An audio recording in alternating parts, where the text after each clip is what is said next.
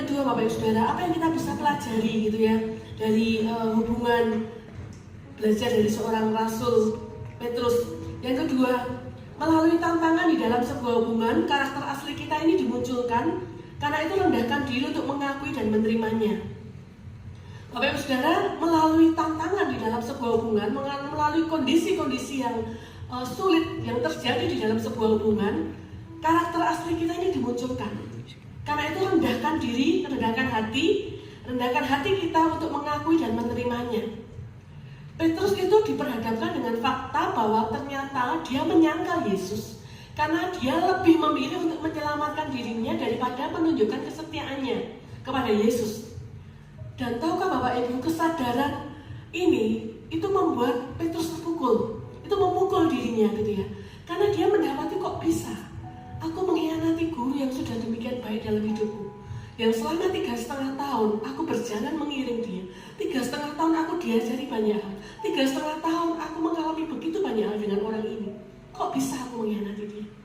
Bapak Ibu Saudara, tahu nggak? Kadang bagian tersulit di dalam ketika kita mengalami konflik di dalam hubungan itu adalah bagian yang seringkali sulit untuk kita terima adalah ketika kita mengetahui, menghadapi karakter asli kita, gitu Bapak Ibu Saudara, dan menerima serta mengakui bahwa ternyata yang salah itu kita.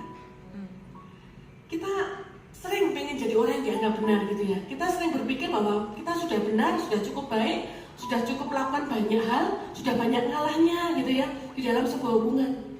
Kadang ketika sesuatu terjadi, mungkin kita bisa dengan cepat dan mudah menyalahkan orang lain, atau kondisi, atau bahkan menyalahkan Tuhan. Dibutuhkan hati yang bersedia terbuka dan dikoreksi Bapak Ibu Saudara, untuk kita bisa menerima bahwa ternyata aku yang salah ya. Oh ternyata aku ini jahat ya. Oh ternyata aku ini egois ya. Oh ternyata aku ini masih ada hal-hal yang seperti ini ya. Bapak Ibu Saudara, karakter itu kadang nggak keluar ketika situasi baik-baik saja. Ketika kita happy, punya uang banyak, pekerjaan lancar, badan sehat, teman yang ulang tahun banyak, dapat kado banyak gitu ya. Ketika segala sesuatu menyenangkan, kadang karakter asli kita nggak keluar. Orang yang nggak kenal Tuhan pun, mereka bisa dengan mudahnya ramah kepada orang yang lain gitu ya. Ketika kondisi mereka baik-baik aja. Tetapi ketika sebuah tantangan Tuhan izinkan ada di dalam orang-orang, di dalam hubungan yang kita punya, di situ mulai kelihatan karakter asli kita Bapak Ibu Saudara.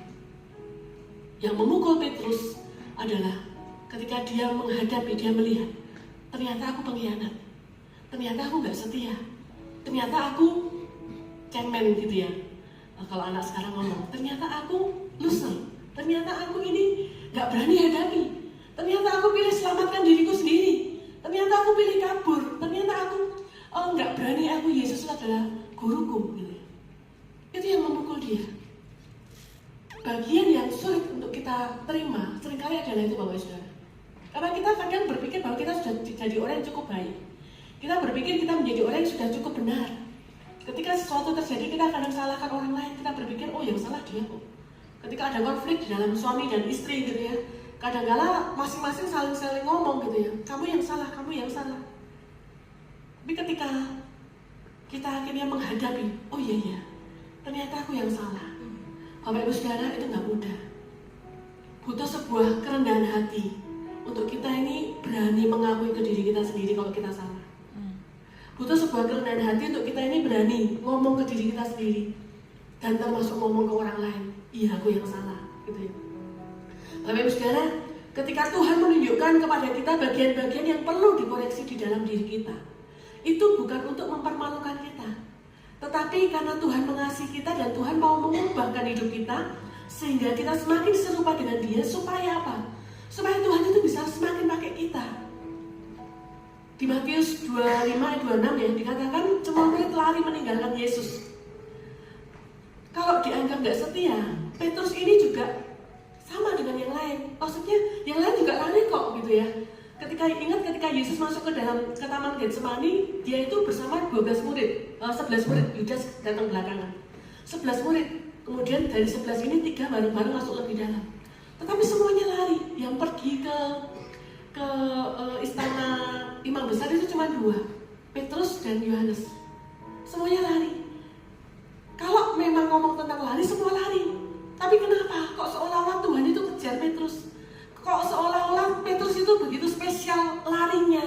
Sehingga sampai Tuhan tuh ngomong, memperingatkan sebelumnya, sebelum ayam berkokok, kamu sudah menyangkal aku gitu. Kenapa?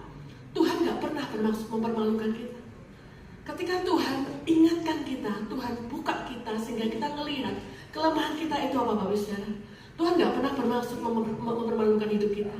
Tapi Tuhan mau supaya kita lihat itu, supaya kita tahu, oh ternyata di dalam diriku masih ada ini. Dan Tuhan mau kita selain sama Tuhan. Supaya apa? Tuhan, ini kelemahanku. Aku mau berubah dari sini Tuhan, supaya Engkau bisa pakai hidupku lebih. Ini proses yang gak mudah Bapak Ibu Saudara. Butuh kerendahan hati. Butuh kerendahan hati. Apa yang hari ini Tuhan sedang bukakan di dalam kehidupan pribadi Bapak Ibu Saudara tentang diri Anda sendiri. Kalau Tuhan sedang ngomong sesuatu tentang kelemahan Anda, tentang kesalahan Anda, please jangan abaikan itu Bapak Ibu Saudara. Jangan abaikan. Sometimes Tuhan itu ngomong ketika Anda hanya berdua dengan Tuhan. Mungkin orang lain nggak tahu. Tetapi kalau Tuhan ngomong sesuatu, please jangan abaikan. Jangan berpikir, oh nggak ada yang tahu kok, yang ngomong kan cuma Tuhan. Ya sudah, aku nggak akan ini. No, kalau Tuhan ngomong sesuatu tentang kelemahan Anda, tentang keterbatasan Anda, tentang kesalahan Anda, itu artinya Tuhan masih sayang dengan Anda. Dan Tuhan masih mau Anda berubah. Tuhan masih mau Anda dan saya ini berubah. Sehingga Tuhan ngomong, anakku, kamu sedang seperti ini. Anakmu, hatimu itu seperti ini, gitu ya. Tuhan mau Anda berubah. Tuhan mau Anda berubah. Saya mungkin pernah ceritakan di sini gitu ya, tentang suatu kali ketika saya nggak enak badan.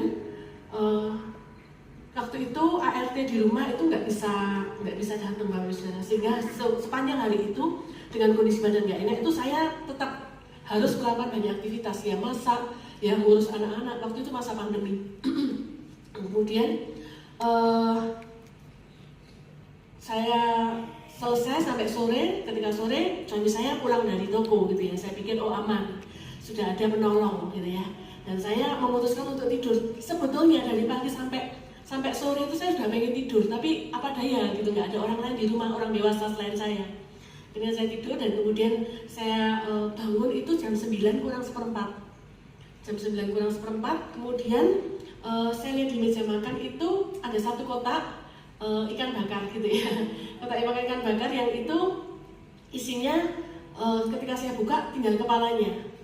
Terus saya lihat nggak ada makanan yang lain gitu. Terus kemudian saya tanya ke suami saya, kok tadi makan apa? Beli apa? Bayangan saya siapa tahu mungkin ada di dapur kayak apa gitu ya. Terus ini gitu ya, dia sebutkan satu nama ikan bakar itu. Terus habis gitu dia beli apa? Ya itu gitu. Cuma itu aja, iya gitu. Ngomong gitu tuh bagi saya, suami saya ngomongnya tanpa beban Bapak Saudara gitu ya. Dan kemudian saya nggak banyak ngomong, tapi saya dalam hati tuh pegel gitu ya. Karena apa? Karena suami saya ini tahu persis gitu ya. Kalau saya ini gampang kecentok amis gitu ya. Jadi saya ini jarang makan ikan, kecuali mungkin yang misalnya kita pergi ke tempat yang kayak Bali atau mana ikannya benar-benar fresh, baru saya bisa makan. Terus kemudian makan daging-daging juga sulit gitu ya. Saya pikir kok nggak diiringi ya istrinya ini gitu ya.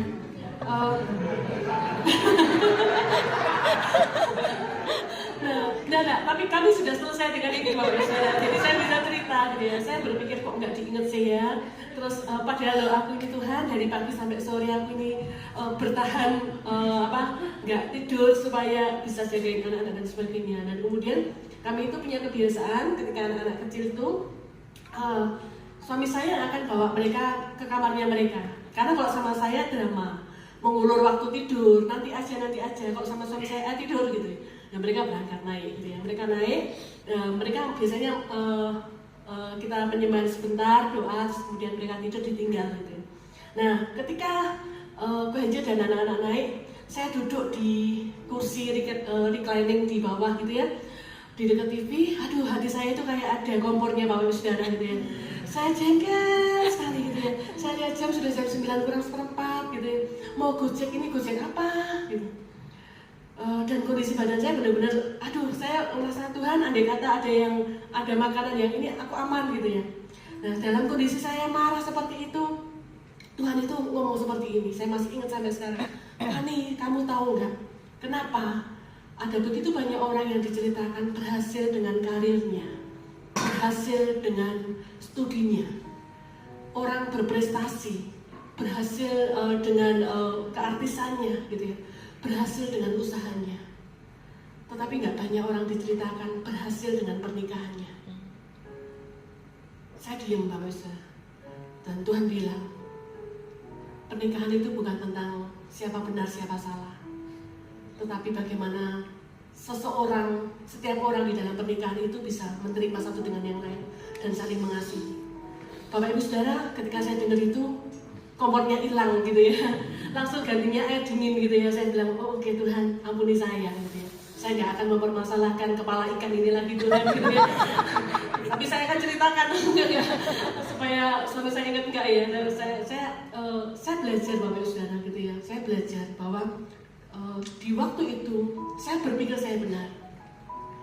Meskipun suami saya juga nggak benar-benar banget gitu ya. Di waktu itu saya berpikir saya benar. Tetapi ternyata Tuhan membukakan sama saya.